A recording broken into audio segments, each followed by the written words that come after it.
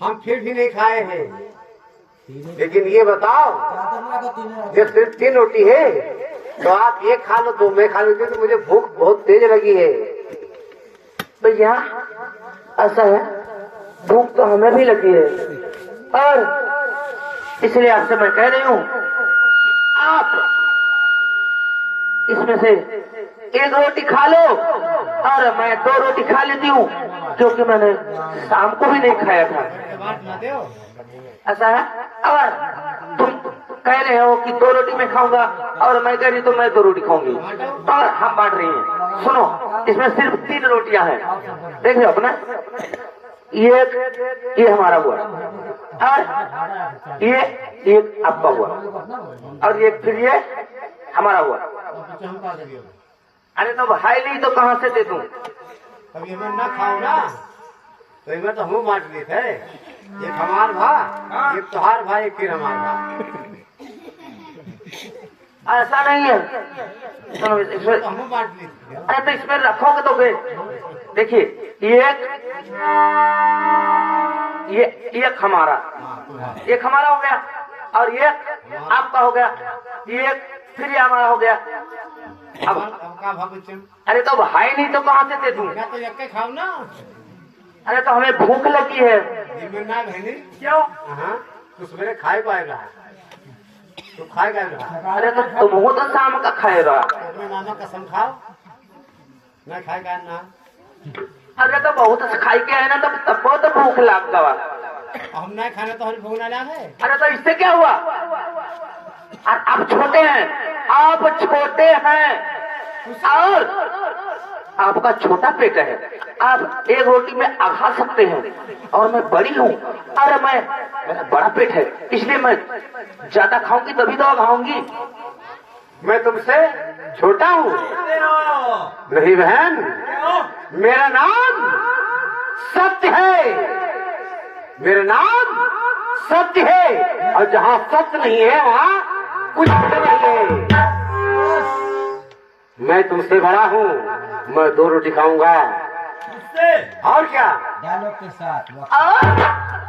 तुम मुझे नहीं जानते, क्योंकि मेरा नाम लक्ष्मी है। अगर जिसके पास लक्ष्मी नहीं रहती है, उसके पास संसार में कुछ नहीं है। बहन, लक्ष्मी तो है, लक्ष्मी तो है, मानता हूँ, लेकिन जिसके पास नियत नहीं है, जिसके पास नियत नहीं है, बरकत नहीं है, जिसके पास सत्य नहीं है, उसके पास लक्ष्मी नहीं है। और तुम नहीं जानते कि जिसके पास अगर लक्ष्मी नहीं है, वो लक्ष्मी के लिए सत्य क्या, हर चीज त्याग सकता है। बहन, आप मेरी बात नहीं मानोगी तो ठीक है, चलिए हमारे जो स्कूल में हमारे गुरुदेव हैं, वो हमारे तुम्हारा इंसाफ कर देंगे, किसमें कौन बड़ा है कौन छोटे है। अरे हम तो अभी आपको समझा रही हैं, आप इतना जिद मत कीजिए, क्योंकि नाम लक्ष्मी है, और लक्ष्मी हर कदम पर, हर मोड़ पर, हर वक्त पर सिर्फ लक्ष्मी काम आती है, और जिसके पास से लक्ष्मी रूठ गई, उसके पास संसार में कुछ नहीं है। सत्य के लिए हरिश्चंद्र अपना प्राण तज दिया, सत्य के लिए बाणासुर अपना प्राण तज दिया, सत्य के लिए रावण अपना प्राण तज दिया। हम सत्य हैं बहन, एक बात सुन लो।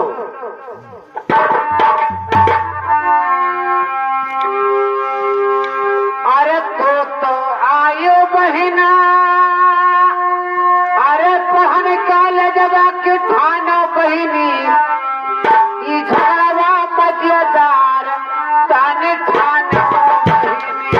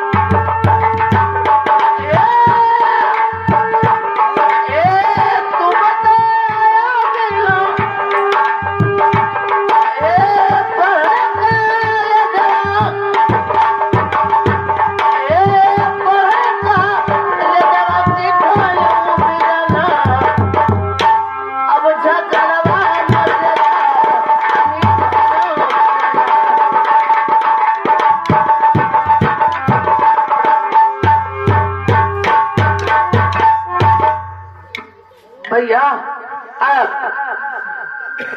आप मान लीजिए कि तुम छोटे हो और एक रोटी खा लो और उसके बाद हम लोग परीक्षा दें, उसके बाद घर करें। बहन ये कहाँ हो सकता है?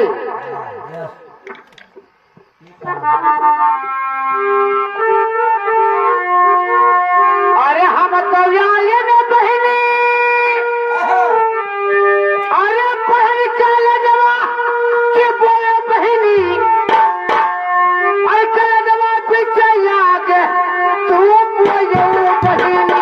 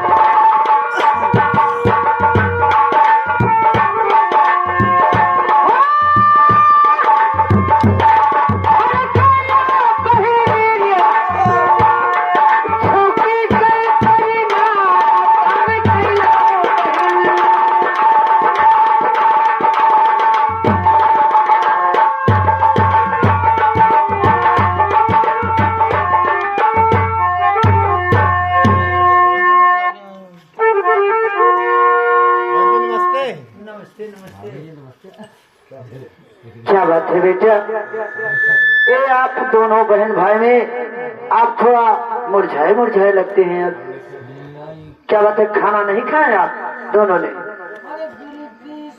गुरुजी ऐसा है कि भाई बहन में कुछ झगड़ा हो गया है। कैसा झगड़ा हुआ, क्या हुआ? सुनिए, हम जो झगड़ा हम बता रहे हैं।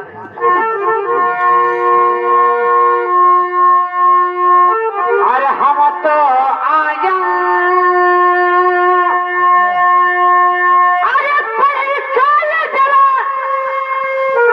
अरे परीक्षा ले जरा कि ठान ने बहनी झगड़ा मजेदार तन ठान न बहनी।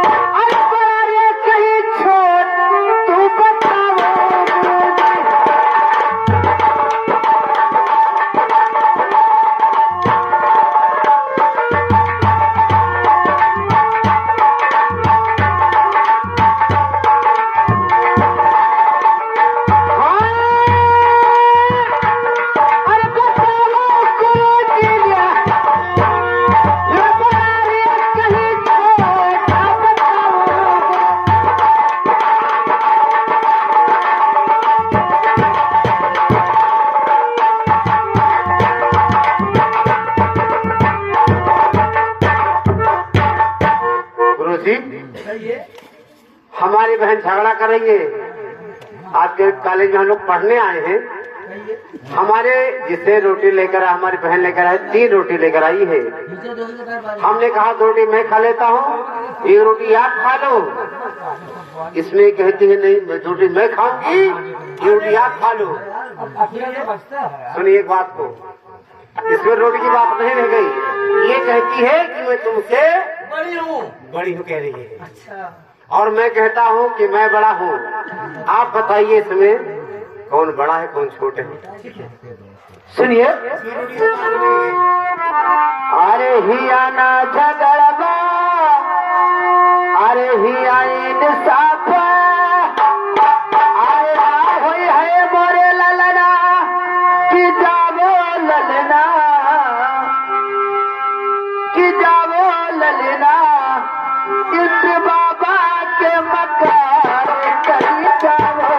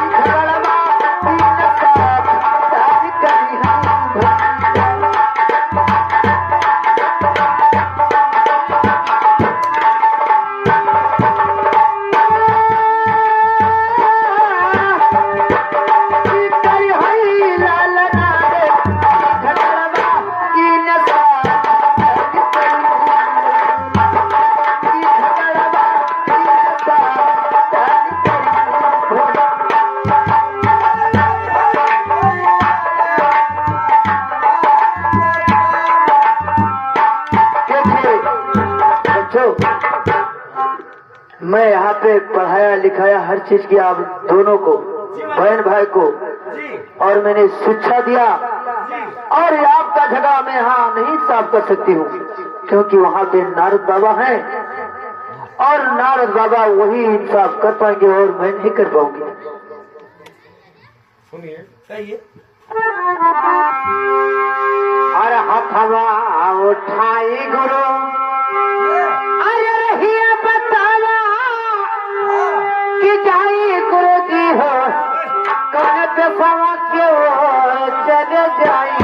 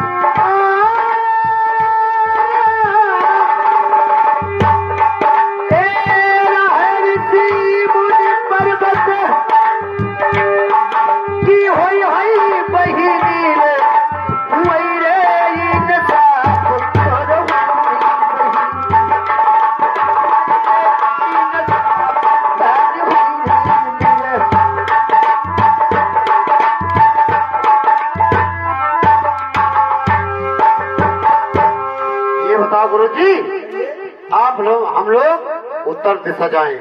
ठीक है, वहीं जाओगे आप। ऋषिमुनि पर्वत पर। हाँ बेटा, वही आपका इंसाफ होगा। आपकी बस की बात?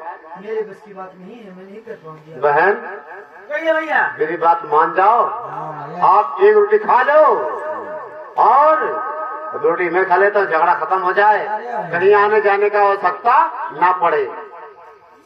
और यही तो आपसे मैं कह रही कि आज में से आप एक रोटी खा लो और मैं 2 रोटी खा लेती हूँ और यहीं से हम लोग वापस चलते हैं। ज्यादा दौड़ने से क्या फायदा? सही बात, कोई फायदा नहीं। लेकिन एक बात है बहन, दूध में अगर पानी में मिला दिया जाए तो सब लोग जानते हैं सब पानी मिला हुआ है नहीं? हाँ सही है, और क्या। सत्य बड़ा है। बाद में तुम्हें पछतावा के सिवा कुछ तुम्हारे पास रहेगा नहीं। भैया अहमद तो और ये तुम्हारा सिर्फ अहम कह रहा है और क्या? तुम्हारा सिर्फ अहम कह रहा है। कहिए तुम्हारा क्या कह रहा है कर्मा? अहंकार। तुम जानते नहीं हो कि मेरा नाम लक्ष्मी है और जहाँ लक्ष्मी नहीं है वहाँ इस संसार में कुछ है नहीं। जिसके पास शक्ति नहीं है, जिसके पास नियत नहीं है, बरकत नहीं है, तो लक्ष्मी कहाँ से आएगी? तुम बताओ।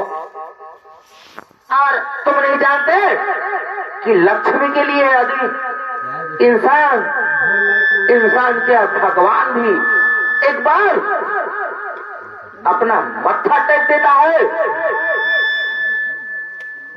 तो ठीक है, अगर ये बात नहीं है तो चलिए हमारा तुम्हारे इंसाफ ऋषिमुनि पर्वत पर मुनि के यहाँ हो सकता है। चलो।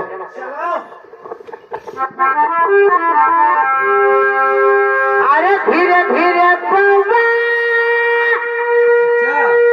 अरे उठो बहनी लक्ष्मी, चलो बहनी, चलो बहनी, इन मुनि पर पता चलो चलो बहनी।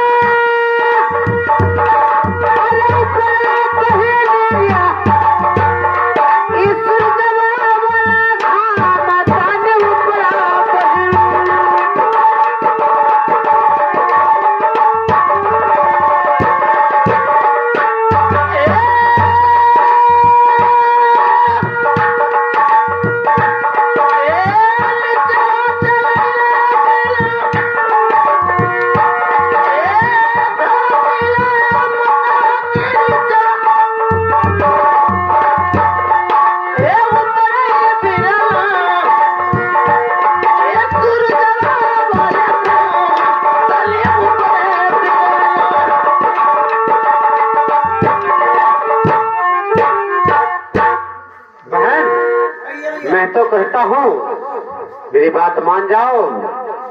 औलाद रोटी मैं खा लेता हूँ, ये रोटी आप खा लो, झगड़ा खाता हो जाए, चलो वापस घर चलते हैं। परीक्षा देने के बाद में न जा, झगड़ा क्यों कर रही हो मुझसे? और मैं तुमसे बड़ा हूँ, तुम्हारा यही तो आपसे मैं कह रही हूँ, आपको समझा रही हूँ। मैं तुम्हारा भाई हूँ कि नहीं? और अब की मैं बहन हो नहीं हूँ, हाँ वो है। बस इसीलिए तो आपको समझा रही हूँ। आप छोटे हो, आप मान जाओ, वरना आप इतना चलोगे फिरोगे, परेशान होगे, फिर बाद में पछताओगे।